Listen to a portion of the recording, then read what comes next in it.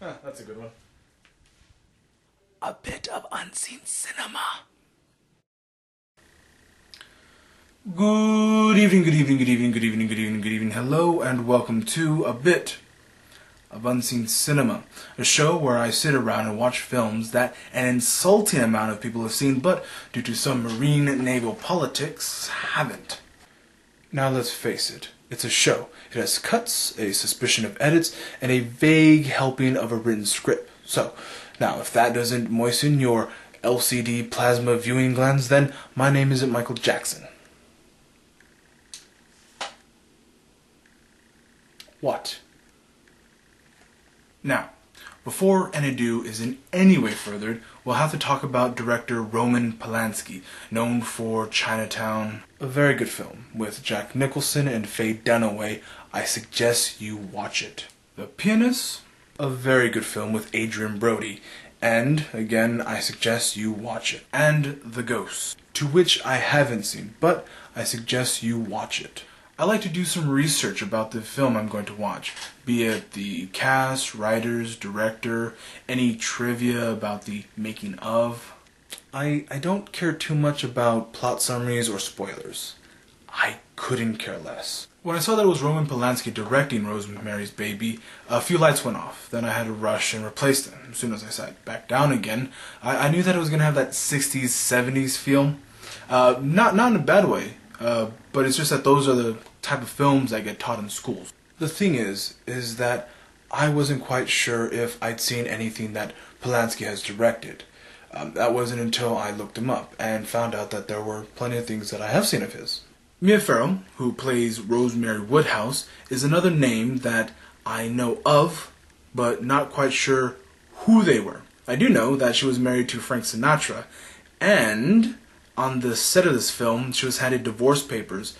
Frank, being a Catholic, didn't care too much of his wife giving birth to he who shall not be named.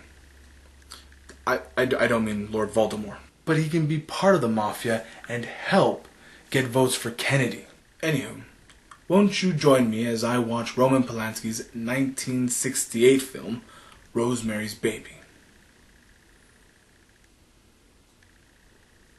We start with Guy and Rosemary Woodhouse looking for an apartment in the Banford building in Manhattan, while inside there is a dresser blocking a broom closet. Here they're loading Chekhov's gun. They take the apartment, and afterwards they go out to Edward Hutchings, where he tells them about all the bad things that have happened at that building. The first night of the apartment, they totally do. Rosemary meets Terry in the basement while doing laundry. Terry shows her a charm that was given to her by the Cassavets. The charm has an odd smell. It's tannis root. It's for good luck. I don't think you need good luck when you're jumping out of a window. Goodbye, Terry. Guy and Rose were about to get it on once more, but they don't because they hear chanting in the next room. Minnie Cassavet invites the Woodhouse to dinner. While eating, Roman Cassavet seems to know practically everything. Minnie gives Rose a good luck charm, the same one as Terry. Guy gets a part in a major play because the other actor went blind. Things are starting to look up for Guy. Guy seems to be spending an awful lot of time with Roman. Guy tells Rose that he's ready to be a father, and on baby making night, Minnie brings over some chocolate mousse. Minnie drugged the mousse. But don't worry, baby making night is still on, and they make a baby. Well, when I say they, I mean Satan raped her. When the Cassavets hear the good news, Minnie persuades Rose to go with Dr. Abraham Saperstein instead of Dr. Hill. On a visit to Dr. Saperstein, he tells her to not read or talk to anyone about pregnancy, owing to the fact that no two pregnancies are alike, and also that if she has any worries, doubts, concerns, that she should only talk to him. Dr. Saperstein tells Rose that he'll get Minnie to make her a vitamin drink that she should take daily. It's all good and well, but Rose starts to get pains in her stomach. Hutch comes to visit Rosemary, and he remarks about her looks. Roman pays a house call. Thing is that he suspects that Hutch may unveil their plans for Rosemary. Roman leaves and Guy rushes right in, and Hutch seems to be missing a glove. Hutch wants to speak with Rose. Well, warn her. When she goes out to meet with him, he's nowhere to be found. When she makes a phone call, it turns out that he's in a coma. Rose decides that she wants to throw a party with all of her friends. There's a point where the pain in her stomach becomes too much for her to bear. All of her girlfriends crowd around her and tell her that she needs to get a second opinion. Guy and Rosemary are fighting about this, and while fighting, the pain stops. Everything seems to be coming up roses now. Hutch dies and leaves Rose a book about witches, and the message, the name is an anagram. With the aid of this book, Rose learns that tannis root is also known as the devil's pepper. With the aid of Scrabble, she finds out that the title of the book is true. All of them witches. Guy tries to keep Rose in the dark by throwing away her book from Hutch, but she goes out and buys another one. The more Rose digs, she pieces together the odd happenings, like the rival actor's blindness and Hutch's death. In a panic, Rosemary goes to the good doctor. Turns out that the good doctor isn't so good.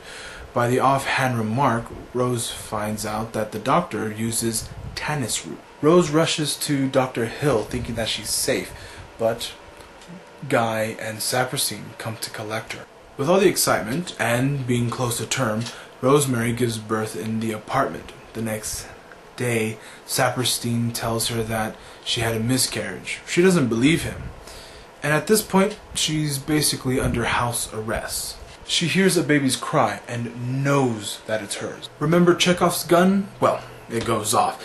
And that broom closet has a false wall. It opens up to the Cassafettes' apartment. Rose sees them all around her baby, and once she gets a look at it, she's frightened, screaming, "What have you done to his eyes?" Until Roman comes up to her and says that Guy isn't the father. The devil is. The end. And that was Roman Polanski's Rosemary's Baby. Yikes. It was very much a soul horror. I wonder whether there was a turn with Guy. Did he go into the Covenant because they offered him such great prize, rewards, career? Or was this planned out before, that they marked this girl, he was part of the Covenant to take her, bring her, and do all this stuff? Or was it in that scene where they eat? And that's a very important scene, where in literature, anytime when there is a feast, food is involved, number one. Anytime that happens, it's usually to get the reader, or I guess audience, to really understand these characters.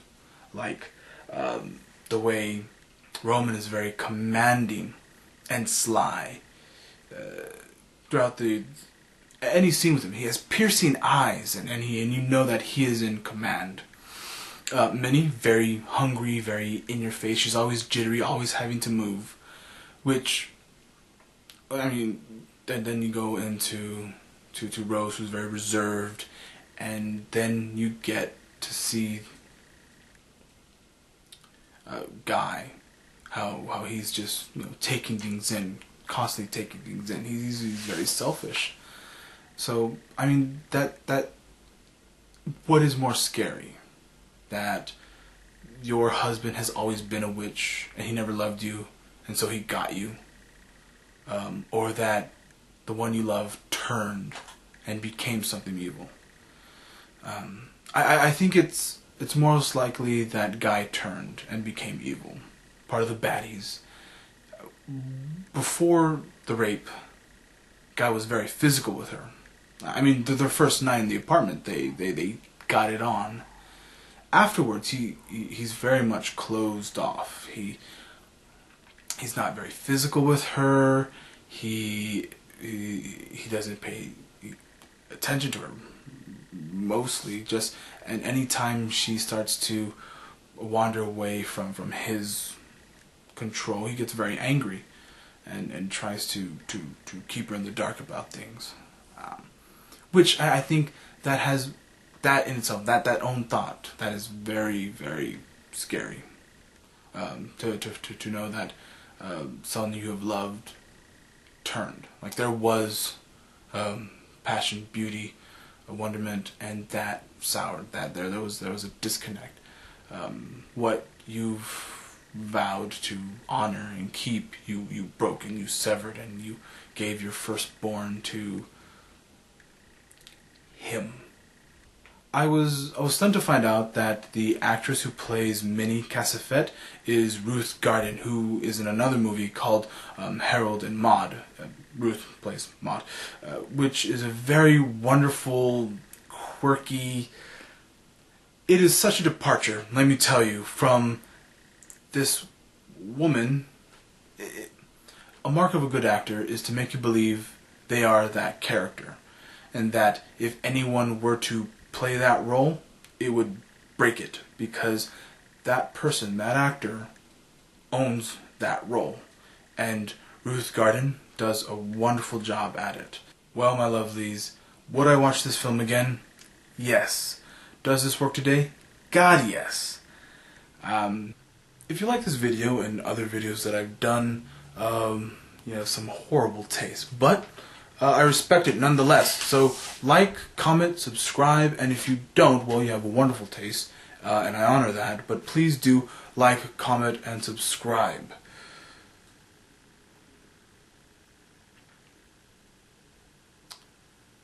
Yeah.